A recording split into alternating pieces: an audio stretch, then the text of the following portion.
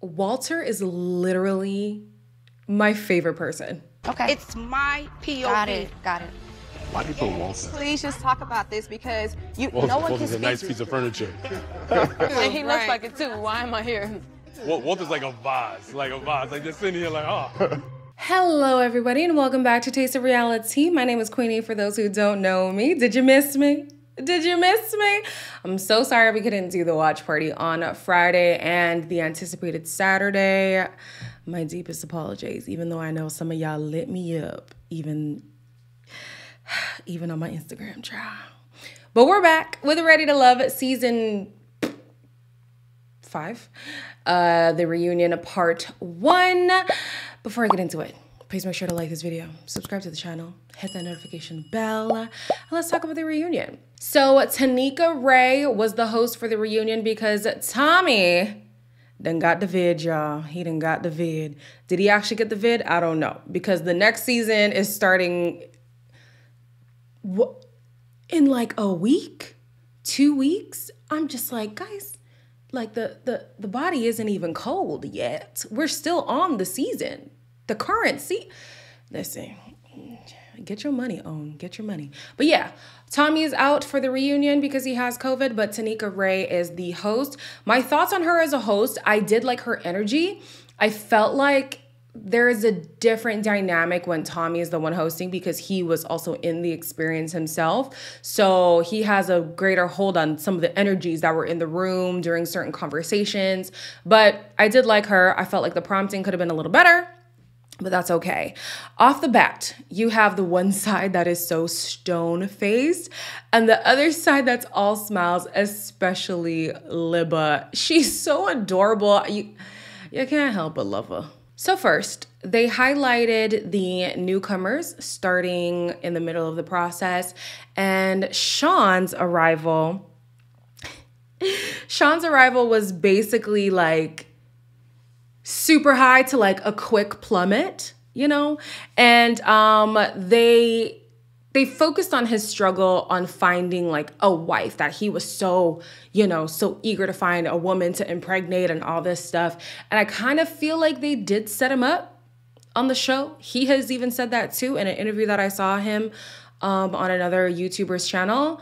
But yeah, I still believe that he was set up. I felt like there was pressure to find something that may not be here. And I was leading with my heart, despite what the Negro Inquisition was, where I was confronted by the friends. I was leading with my heart. He explains that the reason why he was excited to leave the experience was that he didn't come just to make connections. He came to find someone to build with. And the problem with this show, we've said it time and time again, there are no stakes to this show. It is a dating show that has no end result to work towards. It's kind of like who can stay here the longest and make the most connections. So he was like, well, I'm not connecting with a lot of people and I'm not here just to say, oh, I made it to the end. And then you look around and you don't actually have a true connection. So he was like, I'm good. I'm out. He also talks about his discomfort in the Negro Inquisition, as he likes to call it. And Sabrina apologized about it a little bit then. She apologized about it after as well. And yeah, that's the end on Sean. I feel like he definitely was done a disservice, but Ready to Love ain't never gave us anything substantial anyway, so why would we expect anything different? Moving on to Sydney, who also came in at the beginning of the process. She says the reason that she was attracted to Phil was because of his calm energy. Everyone else was kind of running up to me, like getting to know me kind of quickly. And I'm like, what is he doing? You're not going to come over and say hello? But you're my type. I prefer that type of guy. So instantly I was attracted to him. Now, y'all know for me, when I was watching it, I thought she liked the chase of someone. Because obviously, you hear Phil's reaction when he first sees Sydney, but there wasn't pursuit early on. She was the one who had to seek him out to have to attain his attention. You know what I mean? So I thought for sure she's kind of playing a game. I don't really know how I feel about her, but hey, they're dating exclusively. You like it, I love it.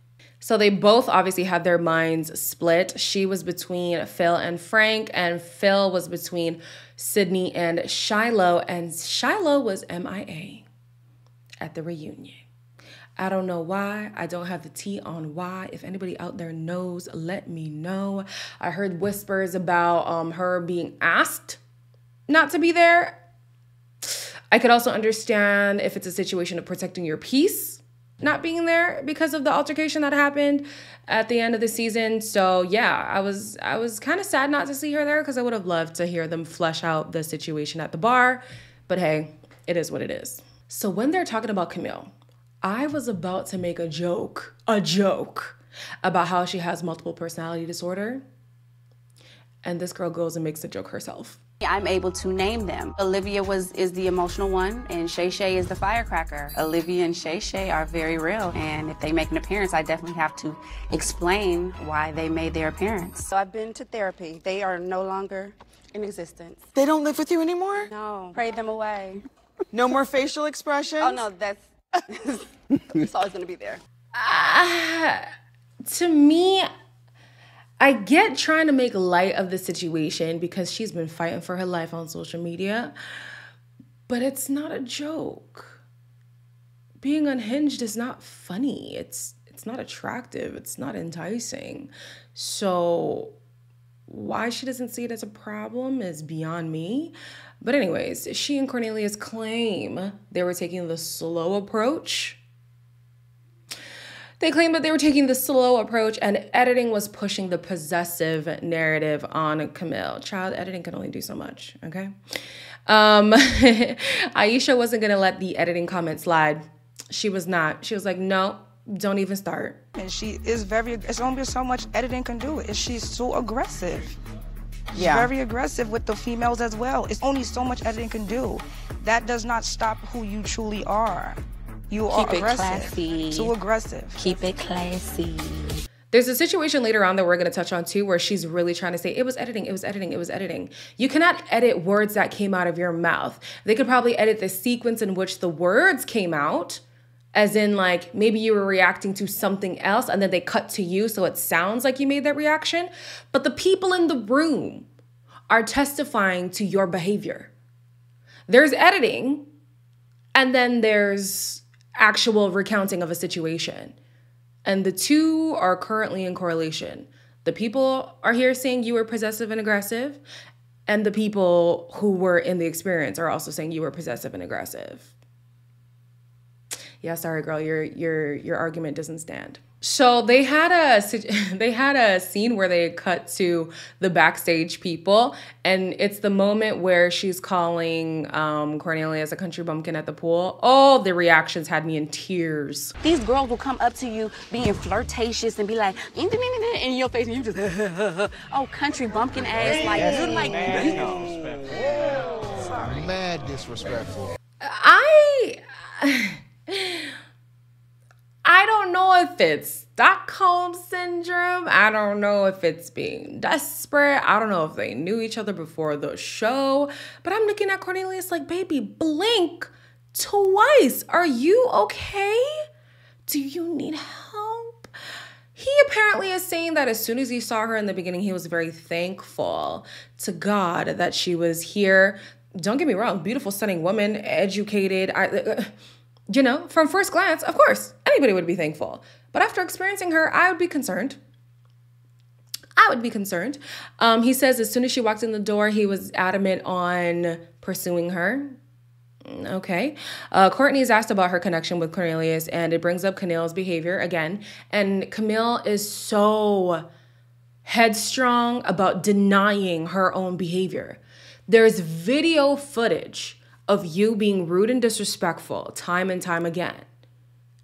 And you have the audacity to fix your mouth to say that never happened. I felt like at times it was too much because the thing is we're all here on the same level trying to get to know people on the same pace. And it was like for her being aggressive like that, it almost came across as a bully. And now I said... Okay. The topic of the Brown Girl Squad has Camille and Zadia both confused, okay? So this is why I can't stand the two of them at this point. if this is going to be you, if you're going to say, oh, I was true to myself, whatever, and it was an editing thing, the things that you said, stand 10 toes down. Stand 10 toes down. There are people here testifying to your behavior, and you're all of a sudden denying it. No, you had no problem saying things with your chest during filming. Say things with your chest now. Say, listen, that's me. I can be a bitch sometimes. I can be rude sometimes. It takes some time for people to warm up to me. Okay, that's fine. I could respect a person like that. But you're going to look everybody in the face and say, I never said that. That never happened. That was editing. They're pushing a narrative. What's your big age? Please. Oh. We're going to take a break from them because they will be back. And we're going to talk about Tyrone and his inability to multi-date. I'm not even going to demonize Tyrone for the situation. Multi-dating is hard. Multi-dating is hard. We've established that the problem was delivery. He acknowledges that the problem was delivery. And he gave a better response to what he meant to say that day. There's nothing negative I have to say about you. I just have a stronger connection that I want to explore. That was the way I would have done it, or preferred to do it.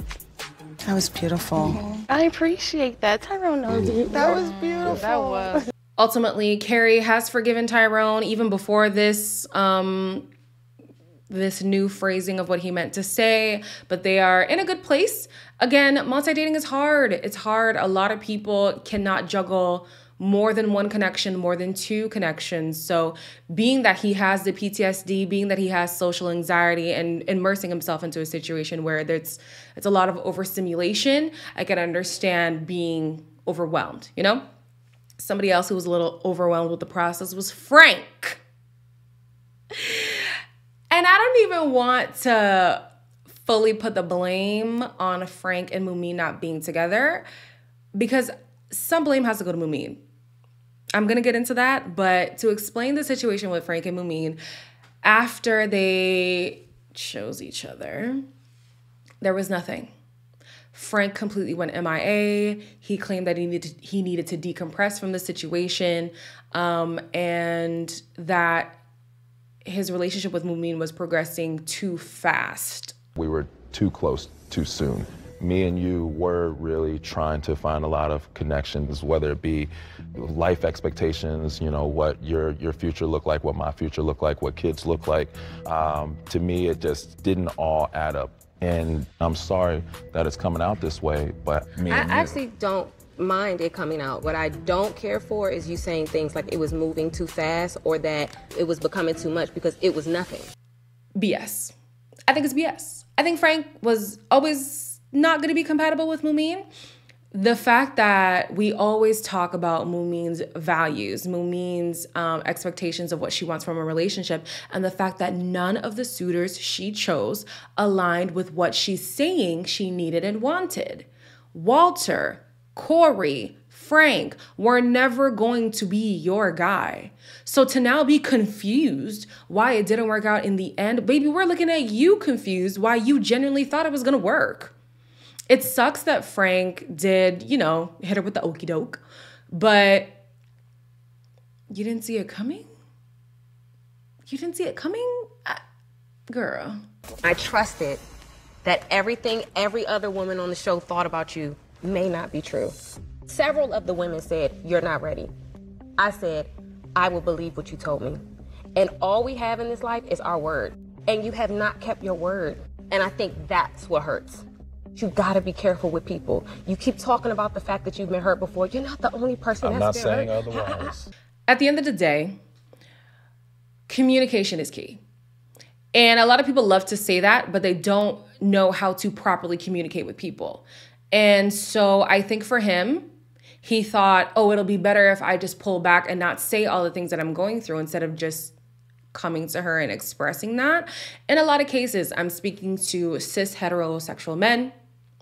In a lot of cases, the reason why you get a woman who's quote unquote crazy or who's seeking closure and all this stuff is because you didn't let them know what was going on while it was going on. Or you didn't give them the courtesy of saying, hey, I'm going through something, give me a moment. And when I'm in a better place, I'll come back. Because that leaves us to our own thoughts, our own fears, our worries. And we start creating scenarios that aren't even real. And You know, she had said, you're not the only one who's been hurt. I've been hurt too. You owe me honesty. You owe me transparency. Especially if you're saying I choose you exclusively, you are now my person. You owe me that. And so Frank really dropped the ball in not being able to communicate, and he did worse. His actions had more adverse effects than just saying what was going on. It would have ended so much better. So whatever, they're done. We're moving on. So sticking to accountability, we're back to Zadia and Camille, right? And the situation about the table at the retreat where Aisha said, hey, if your man is threatened to get voted off, that's the reality. And Camille's like, I'll F y'all up. She's like, I didn't say that. That was a voiceover. It was an actor. It wasn't me. Y'all, Well, I'm not about that. it's I went called like ready this. to love, not confused. I went like this. I'm giving anybody. Y'all, Well, I'm not about that. Did you not hear? Did you guys hear that? Yes. I hear it now. I didn't hear it when I was there. You guys can stop playback. Thank you so much. Remember? what conversation was that? Was I not talking to her? They do edit. No. Now we know. Zadia and Camille, whatever, off to the side. And wasn't it interesting how there were 3 girls in the Brown Girl Squad, but only 2 girls had been piping up? Moomin. Where you at, boo? Where you at? She's not defending her Brown Girl Squad. She's also not negating stuff from the back what do they call it? Brown Girl Squad. I'm like, Moomin, she's really coming off as someone who doesn't have a backbone. Because poor choice in men, poor choice in friends. I'm just saying. Before we even talk about them, who the hell is Naeem coming out here talking about the reason why Zadia was attacked is because she was popular? What? 8 out of the 9 men chose Zadia as their #1 choice in the first deliberation. So that's the elephant in the room that we're not talking about. I'm not saying that's the cause. How would we know? Problem, but that's an important fact. How would the ladies that know? needs to How be is that talked an about. important? Because we're talking about the retreat. How would we know that? How would we know? We're not in the men's lounge. That's important because if the bottom line is that we're in a competition and you have 8 out of the 9 men that picked the same one girl, and then later all these women also have a problem with that same one girl, I feel like there's a correlation. Now, from the way Naeem was talking at his last deliberation, and then Zadia was eliminated, and then he decided to self-eliminate, I already knew he's a guy who's just here for her BS. Listen, he was betrayed by the booty, and he cannot see anything past it, okay? Ain't nobody attacking your girl because she was popular. Wasn't nobody attacking her in the first place to begin with. It was never about an attack. For some reason, Zadia in the second half of the season had a chip on her shoulder and she could not drop it. So something even sounded like it was in contention with her. She escalated the situation and it never had to be like that. And then all of a sudden plays victim at the end of this, at the end of the whole fiasco when she's the one who started the altercation to begin with. Naeem, go and sit somewhere. Somebody who could not sit down was Tasia, though, and I'm with her. This whole thing is childish. She was doing a lot by calling it ghetto. This is ghetto. Okay, you were a part of it, so you're ghetto too, I guess. If it's ghetto, you're ghetto by association. This is ridiculous. She's not gonna hold herself accountable. Ghetto. It's too much. Crazy. Everybody should be embarrassed. Half of y'all over 40. Yes. Consume my whole life, Libba. But the fact that there were so many grown people who are business owners, parents, the behavior that was exhibited throughout the season, the behavior at this reunion is sad. It's really sad. And I could see how being immersed in this environment could just make you jaded. I could not be around these people. I'd have to walk off too. She walked off, Libba walked off, Carrie walked off. It's same. In the next episode, it seems like we're gonna see Corey get emotional about something. Hopefully his emotions come with an apology. And just some other stuff here and there. So yeah, The watch party will be there this Friday. We will be in attendance Friday, 8 p.m. Eastern. I promise. This is a true promise. I will be in attendance. So yeah, we're going to see what happens. Like, comment, share, and subscribe. I'll see you guys on Friday.